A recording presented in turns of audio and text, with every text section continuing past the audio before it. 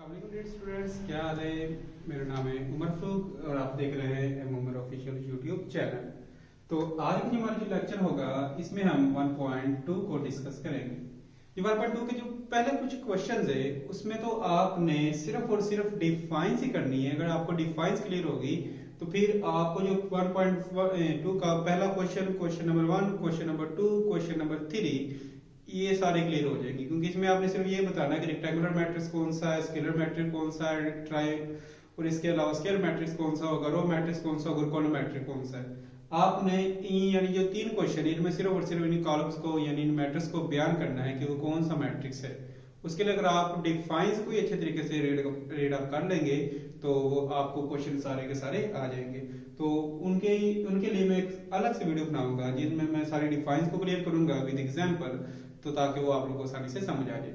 1.2 जो हमने शुरू करनी है डायरेक्ट क्वेश्चन नंबर 4 से शुरू करेंगे। तो क्वेश्चन नंबर 4 इसी यानी कि ये जो क्वेश्चन है इसके यहीं से शुरू होंगे। बाकी जो भी क्वेश्चन है क्वेश्चन नंबर 1, क्वेश्चन नंबर 2 और क्वेश्चन नंबर 3 वो एज एमसीक्यू तो आ सकता है, लेकिन शॉर्ट क्वेश्चन के तौर पर उनमें से कोई भी पेपर में नहीं पूछा जाता।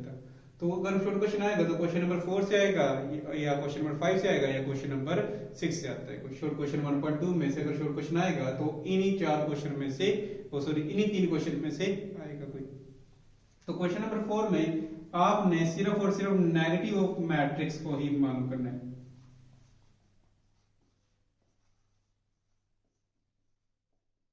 मैट्रिक्स तो क्वेश्चन नंबर 4 में आपने नेगेटिव मैट्रिक्स को बयान करना है। नेगेटिव मैट्रिक्स क्या होगा? अगर आपके पास जैसे कि इसका क्वेश्चन नंबर 1 है 1 0 -1, इसका क्या देखो नेगेटिव मैट्रिक्स मालूम करें। क्या मालूम करना है आप लोगों ने? Negative matrix. तो नेगेटिव मैट्रिक्स का कैसे आएगा? तो आप लोगों ने क्या करना है कि जो आपका जो ये कह लो मैट्रिक्स ए है यानी जो इसका कॉलम ए है इसके जितने भी इंटीजर्स है, इसके जितने भी ये डिजिट है, जितने भी ये हिस्से हैं, जितनी भी ये रकम है, इनके सिर्फ और सिर्फ आपने साइन चेंज करने हैं। क्या कर देने? इन सभी के साइन चेंज कर दो, आपका जवाब आ जाएगा। यानी कि जिसके साथ ये नेगेटिव मैट्रिक्स का साइन शो हो गया, जिसके साथ माइनस नहीं लगा उसके साथ लगा देना, जिसके साथ लगा है उसके साथ हटा दे तो आपका सवाल आ गया। ये -1 हो गया, जीरो का कोई साइन नहीं होता, जीरो न्यूट्रल है, ना प्लस लगेगा ना माइनस लगेगा, कुछ नहीं। और ये माइनस लगा है ये हटा दें, ये आपका सवाल हल हो गया। ये आपका जवाब है। तो इसी तरह कोई और क्वेश्चन पूछ लें, जैसे कि अपनी तरफ से मैं लिख देता हूं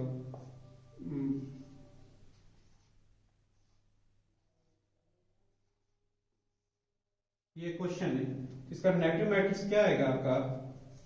एक साथ माइनस नहीं लगा दे, ठीक है। 3 के साथ माइनस नहीं लगा दे, 2 के साथ माइनस लगाए हटा दे, 0 के साथ कुछ नहीं लगाते, 3 के साथ माइनस लगा दे, 4 के साथ माइनस लगा दे, आपका सवाल हल हो गया। यानी इस मेथड से आप नेगेटिव ऑफ मैट्रिक्स को आसानी से मालूम कर सकते हैं। अब आते हैं हम अपने क्वेश्चन नंबर 5 की तरफ। तो अब आगे हम अपने क्वेश्चन नंबर 5 की तरफ। क्वेश्चन नंबर 5 में आपने क्या करना है कि find the transpose matrix, transpose of a matrix, यानी आपके पास जो मैट्रिक्स है उसका आपने ट्रांसपोज मालूम करना है। ट्रांसपोज है क्या? ट्रांसपोज का मतलब यह है कि आपने एक मतलब जो आपका रो है या कॉलम उसको ट्रांसपोर्ट करके आपने उसे ले जाना है। अगर रो है तो उसे कॉलम में चेंज कर दे, अगर कॉलम है तो उसे रो में चेंज कर दे, वो आपका ट्रांसपोज मैट्रिक्स आ जाएगा। जैसे कि मिसाल के तौर पर मैं इसी कॉलम को पहले वाला जो कॉलम तो सही ले लेता हूं, ये आपका आ गया मैट्रिक्स है ना। तो इसका ट्रांसपोज ऑफ मैट्रिक्स क्या आएगा? इसको हम टी के साइन से रिप्रेजेंट करेंगे, इसके ऊपर टी लगा देंगे। टी का मतलब ट्रांसपोज। तो गौर करें तो ये है इसका कॉलम, तो बस इसका ट्रांसपोज लेने का तरीका क्या है? इस कॉलम को आप चेंज कर दें रो में, ऐसे चलिए 1 0 -1, ये आपका ट्रांसपोज ऑफ मैट्रिक्स का आंसर आ गया। अब अगर आपके पास कोई रकम दो ले लें, बी ले लें मिसाल के तौर पर 2 3 6 -2 0, ये अगर मिसाल के तौर कोई एक रकम ले ली, इसका आपने ट्रांसपोज लेना है। तो इसका मेरे बच्चों ट्रांसपोज आएगा कि ये आप देख लेंगे, ये आपकी रो है, ये आपकी क्या है? रो। तो आपने करना क्या है? इस रो को ऐसे कॉलम में चेंज कर दें, यानी कि ये ऐसे लिखा था, आपने इसे ऐसे लिख देना है 1 इसके बाद 2 था, बाद 3 आ गया। इसी तरह ये भी आपकी दूसरा ही रो है, इसे आप दूसरा कॉलम बना दें। 6 - 2 0।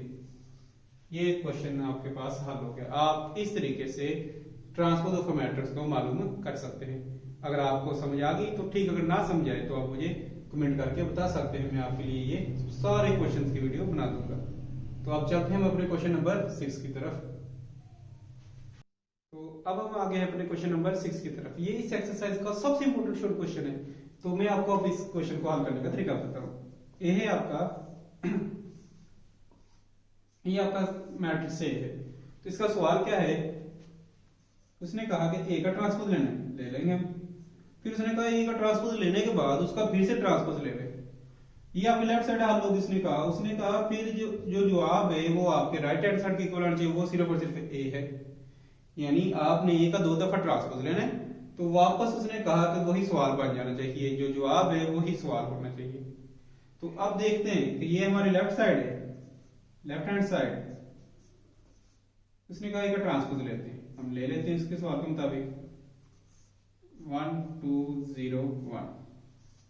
इसका ट्रांसपोज लेते हैं, तो इसका ट्रांसपोज आ गया हमारे पास। ये हमारी रो थी, इसको कॉलम बना दे 1 2। ये हमारी रो थी, सिर्फ कॉलम बना दे 0 1।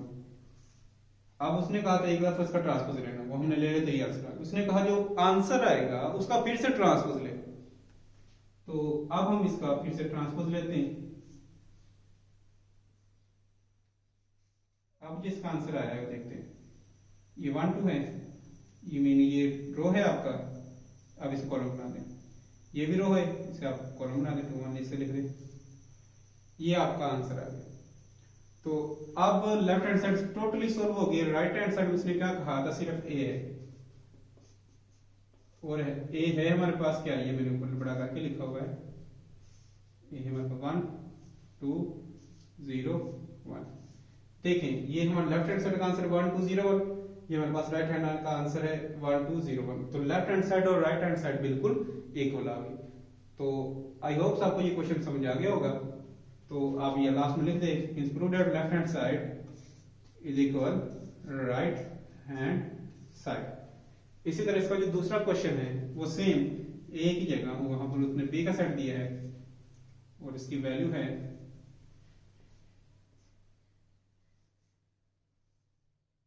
ये हमारे पास वैल्यू है।